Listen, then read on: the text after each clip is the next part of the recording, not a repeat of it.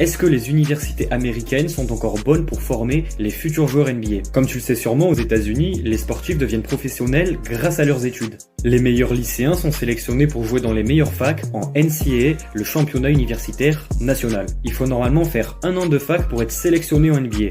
Sauf que ce système, il marche de moins en moins. Depuis les années 90-2000, il y a de plus en plus de joueurs non américains qui intègrent la ligue. La plupart de ces joueurs ont déjà joué en pro, notamment en Europe. Le cas le plus marquant, c'est Luka Doncic, qui a été MVP d'Euroleague à seulement 19 ans avec le Real Madrid. Ces joueurs connaissent le haut niveau depuis qu'ils sont très jeunes et font face à une compétition bien plus rude qu'en NCAA. Ils sont donc très performants dès leur arrivée dans la ligue. Depuis quelques années, il y a même des grands espoirs américains qui désertent les facs pour aller jouer en pro. C'est par exemple le cas de LaMelo Ball qui a été sélectionné 3e en 2020 et qui a joué avant ça 1 an en Australie. La NBA a carrément mis en place la G-League Ignite. C'est une équipe intégrée au championnat de G-League pour rassembler les meilleurs espoirs.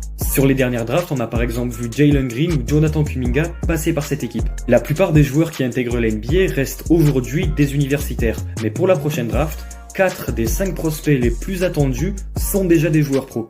Le numéro 1 quasi unanime, c'est évidemment Victor Wembanyama, qui est professionnel en France depuis qu'il a 15 ans. Scoot Henderson, le plus grand espoir du basket américain, va très certainement être sélectionné en 2e, et il joue lui en G-League Ignite. Les frères Thompson, annoncés eux aussi dans le top 5, jouent en Overtime Elite. C'est une nouvelle ligue professionnelle qui a été créée pour les 16-20 ans à Atlanta. L'âge minimum pour se présenter à la draft, c'est 19 ans, mais la NBA réfléchit à le baisser à 18 pour pouvoir sélectionner les joueurs dès le lycée. C'était déjà le cas dans les années 90-2000 avec des légendes comme Kobe Bryant ou LeBron James. Certains parlent même d'un championnat NBA espoir, comme en Europe, avec des équipes U17, des Celtics ou des Lakers qui pourraient s'affronter.